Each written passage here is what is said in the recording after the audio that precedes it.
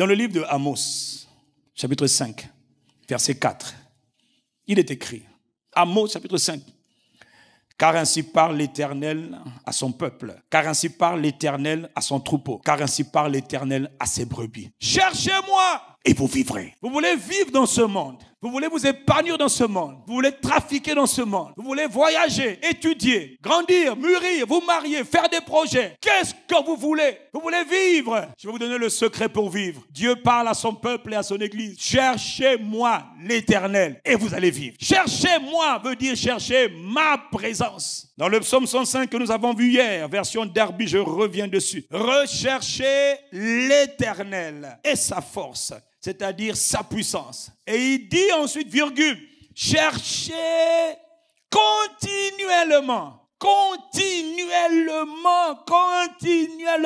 sa face, c'est-à-dire sa présence, c'est-à-dire sa gloire.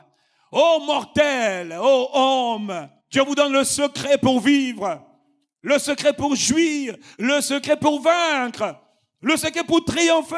Vous ne pouvez rien faire sans Yahweh. Dieu a dit, vous ne pouvez rien faire sans moi. Rien. Parce que ce monde est contrôlé par le monde spirituel. Le jour où un homme dit, je peux, tout de suite on lui dit, tu ne peux pas. Même tenir, même manger, même marcher, tu ne peux pas. Toi qui dis, je vais manger, il te suffit que ta main soit paralysée. J'étais la semaine dernière quelque part, j'ai vu une sœur bien-aimée, une sœur pasteur, qui depuis 3 mois vivait un cauchemar parce que son bras un jour, elle s'est endormie et elle s'est levée le matin avec une violente oppression. C'est comme si son bras est en train de se retourner. Elle avait violemment mal.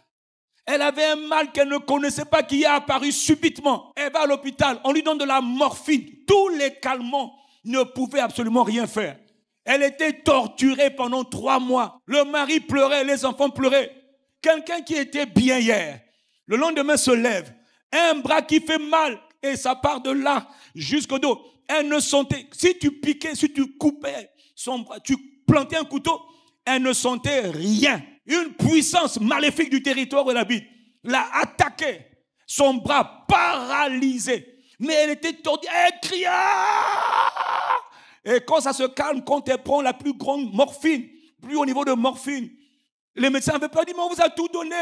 Mais ça ne change rien. Êtes-vous sûr que c'est la morphine? Le médecin dit, mais la morphine calme les douleurs. Il dit, ça s'est calmé 30 minutes et ça reprend. Mais elle a été délivrée en 5 minutes par la puissance de l'esprit. Recherchez continuellement sa face. Parce que dans la face, dans la présence de Dieu, on accède à la power de Dieu. Il n'a pas dit de chercher continuellement sa puissance. Non, il dit chercher continuellement sa présence. Si on épouse une femme qui est très, ou un homme qui est très riche, même s'il est très riche, ne l'épouse pas pour sa richesse. S'il est un homme ou une femme intelligente, il discerne que tu es un escroc et un bandit et un mercenaire. Il dit, je ne t'épouserai pas parce que tu t'intéresses à mon argent. Soyez des chasseurs. Mais pas des chasseurs, non. Des chasseurs permanents de la présence de Dieu. Parce que la clé, c'est la présence de Dieu. Voilà pourquoi il a dit que vous me chercherez et vous me trouverez si vous me cherchez de tout votre cœur. Quand on cherche Dieu de tout son cœur, mon frère, ma soeur, on le cherche continuellement. On le cherche sans cesse. Quand toi, tu cherches quelque chose de tout ton cœur, je te le dis, même toi, regarde, chaque fois que tu as désiré quelque chose de tout ton cœur, tu y as mis ton attention, ton temps, tes efforts, ta concentration. Et les années ne t'ont pas fatigué. Une femme ou un homme qui cherche le mariage de tout son cœur sera sans répit. Une femme et un homme qui cherchent un enfant seront sans répit. Un homme, une femme qui cherche le travail de tout son cœur, il dit, je dois travailler.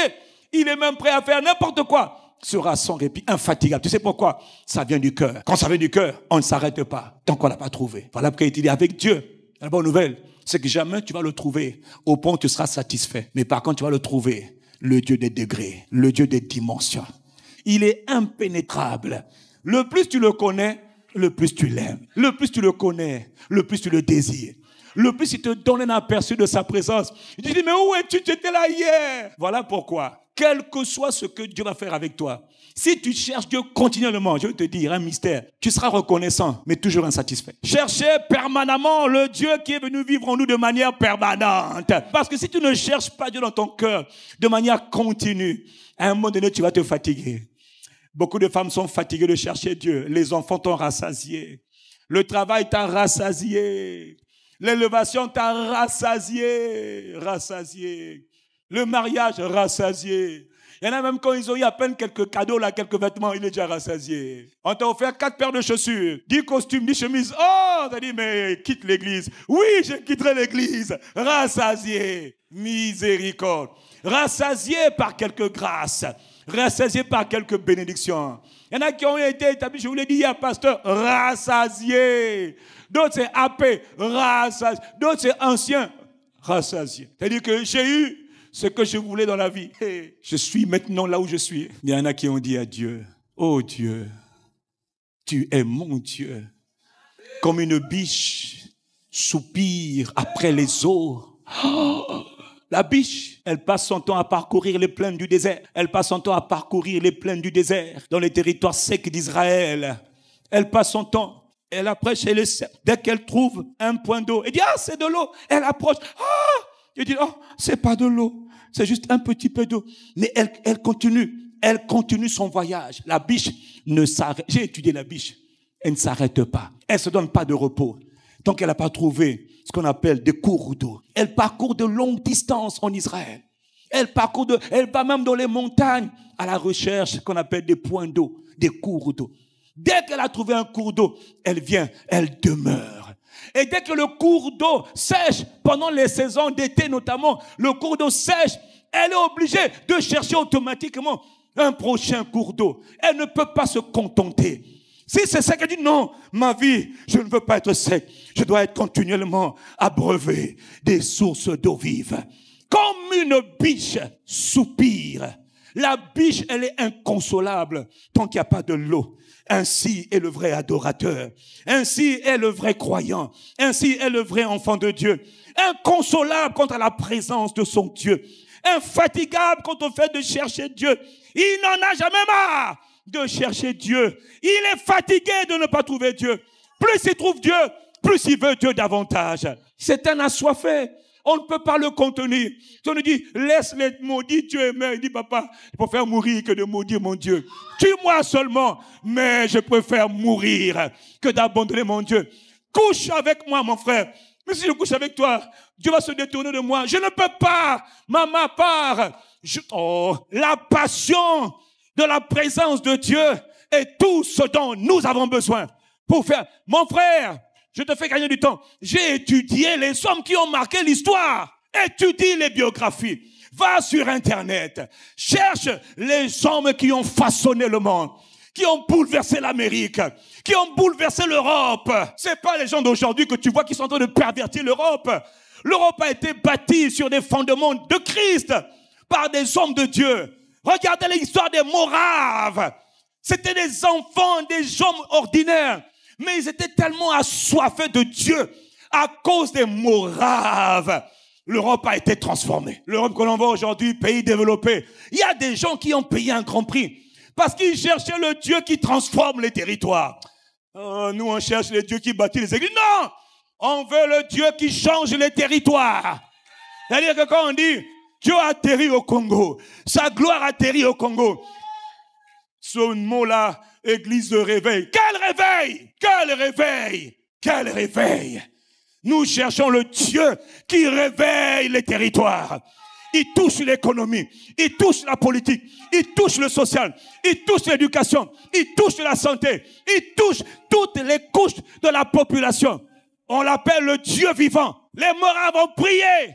Ils ont cherché Dieu pendant 100 années consécutives. Ils ont appliqué à la lettre le passage qui dit chercher continuellement Dieu. Ils ont cherché Dieu. Et quand ils ont cherché Dieu, l'Europe a commencé à être bousculée. Pourquoi? Parce que la puissance de l'esprit. C'est-à-dire, quand tu cherches Dieu, tu rencontres sa puissance. Mon frère, quand un homme ou une femme est très très riche et que tu l'as épousé, mais pas pour sa richesse, mais pour ce qu'il est, et que tu commences à faire sa joie, tu commences à faire sa fierté, son bonheur, son plaisir, Petit à petit, tu sais, il va commencer à te révéler ce secret. Petit à petit, Dieu a commencé à se manifester. Je vais vous montrer les secrets. Il a oint des enfants ordinaires. Il leur a donné une créativité ordinaire. C'est de là qu'ils ont commencé à créer les avions. Ils ont commencé à créer les bateaux. Ils ont commencé à créer les industries. Est-ce que tu sais que le fondateur de l'industrie pétrolière, le premier à avoir créé les barges pétrolières, c'était des enfants de Dieu. C'était des chrétiens. Aujourd'hui, dans le monde entier, on voit des grandes plateformes pétrolières. C'est les tourneaux. C'était des francophones, anglophones. Des gens qui aimaient Dieu, qui avaient consacré leur vie à Dieu. Des assoiffés de Dieu. Aujourd'hui, on ne parle pas d'eux.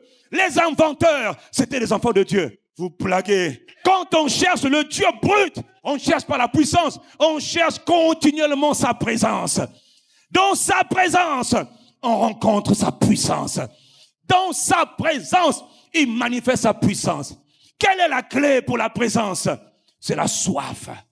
Il dit recherchez continuellement sa présence. Soyez continuellement assoiffés de sa présence. S'il le dit, donc c'est possible. Pourquoi le psalmiste le dit? Oh Dieu, tu es mon Dieu. Mon âme a soif. Mon âme a soif. Mon âme a soif. Ça veut dire quoi? J'ai faim, j'ai soif. Je suis sur une terre aride et desséchée, sans eau, comme les biches. Comme les biches. Mais moi, mon âme a besoin de toi. Mon corps languit, soupire après toi. J'ai étudié. Dieu n'a fait avec personne de grandes choses sans avoir trouvé des cœurs qui le cherchaient. Le drame de l'église aujourd'hui. Tout le monde se contente d'être chrétien, foutaise. Les chrétiens, on s'en fout. Pasteur, on s'en fout. Prophète, on s'en fout. Apôtre, on s'en fout. On veut pas nos titres. Nous, on veut Dieu. Mon âme soupire. Et en termes de recherche, Dieu ne regarde pas les titres. Il regarde les cœurs. Voilà pourquoi il a dit, si quelqu'un a un cœur assoiffé, qu'il vienne à moi et qu'il boive. Quiconque veut recevoir auprès de Dieu, il doit demander. Et si tu veux avoir continuellement soif, alors il faut demander la soif continuelle. Parce que je te le répète, beaucoup ont eu soif. Et à un moment donné, la soif, malheureusement, s'est arrêtée. Que ce ne soit jamais ton partage.